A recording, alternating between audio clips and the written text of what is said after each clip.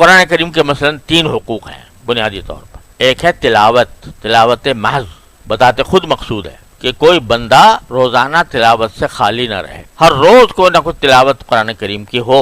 یہ پہلا حق ہے جو سب سے آسان ہے. قرآن کریم کے حقوق میں سب سے آسان جو ہے وہ کیا ہے؟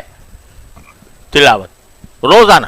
اور حدیث میں آیا ہے کہ جب بندے کی روح قبض ہوگی اور قبر میں پہنچے گا تو قرآن جو ہے وہ اس کے سر کے پاس ہوگا. جو آدمی قرآن کریم سے مشغول ہوگا، اس کی تلاوت سے، اس کے فہم سے، اس کے تبلیغ سے، اس کی دعوت سے، تو قرآن اس کے سرانے ہوگا، اور سرانے ہو کر وہ اس بندے کے اوپر عذاب آنے سے رکاوٹ بنے گا. عذاب قبر تو برحق ہے نا، عذاب قبر بھی ہوتا ہے، وہ صرف کافروں کو نہیں مسلمانوں کو بھی ہوتا ہے، اللہ بچائے. تو ایک حدیث میں ہے کہ قرآن جو ہے وہ سر کی طرف بیٹھا ہوگا چوکیداری کرنے کے لیے، اور دائیں طرف نماز ہوگی، اور بائیں طرف روزہ ہوگا، پاؤں کی طرف کچھ صدقہ خیرات ہوگا جو اس نے کیا. تو عذاب قبر اگر آئے گا تو سر کی طرف سے آئے گا تو قرآن روکے گا، دائیں طرف سے آئے گا نماز روکے گی، بائیں طرف سے آئے گا تو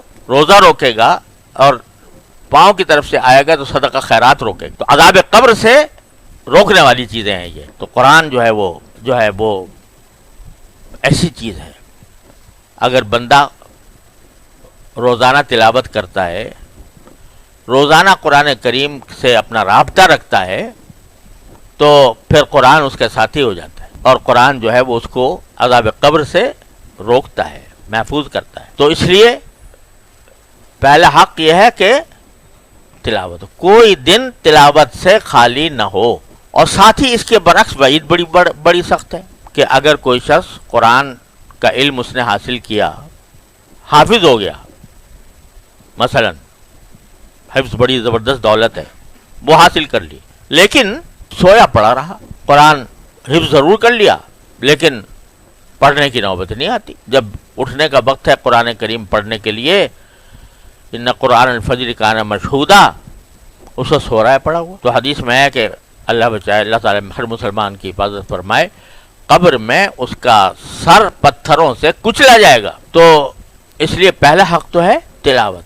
تو اس لہٰذا ہر آدمی کو سوچنا چاہیے کہ میں قرآن کو کتنا تلاوت کرتا ہوں یا نہیں کرتا. دوسرا حق ہے سمجھنا، اس پر غور کرنا.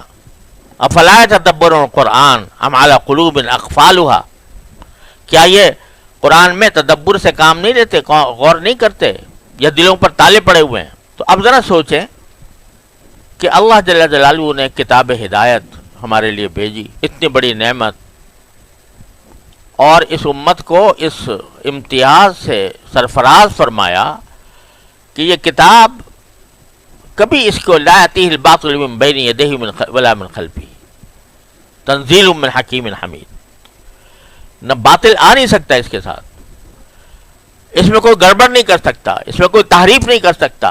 اس کی حفاظت کا ذمہ اللہ نے لیا ہے، قیامت تک کے لیے پیغام ہے بندوں کے لیے. اب یہ آدمی نے قرآن کریم کو اٹھا کے طاق پہ تو رکھ دیا، چلو تلاوت بھی کر لیتا ہے تھوڑا بہت روزانہ. کبھی یہ داعیہ پیدا ہوا کہ میں دیکھوں تو صحیح کہ میرے پروردگار نے مجھے کیا پیغام بھیجا ہے.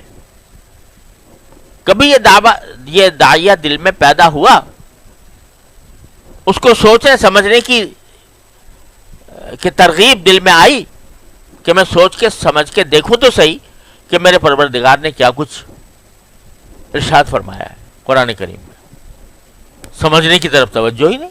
اللہ کے بندوں نے تفسیریں چھاپ دی ہیں، ترجمے چھاپ دیے ہیں، مختصر بھی ہیں، لمبے بھی ہیں، مفصل بھی ہیں، لیکن کیا کبھی یہ شوق پیدا ہوتا ہے کہ بھئی میں اس کو پڑھوں، ترجمہ پڑھوں، اس کی تفسیر دیکھوں، مستند تفسیر؟ سوائے اس کے کہ جن لوگوں نے اللہ تبارک و تعالیٰ نے کچھ علم سے نواز دیا تو وہ ذرا سمجھ لیتے ہیں. لیکن سمجھنا بھی کیا ہے؟ ترجمہ سمجھ لیا آیتوں کا، مطلب سمجھ میں آ گیا کہ قرآن کریم یہ کہہ رہا ہے، لیکن اس کو تدبر کے ساتھ، فکر کے ساتھ اس کو سمجھنا.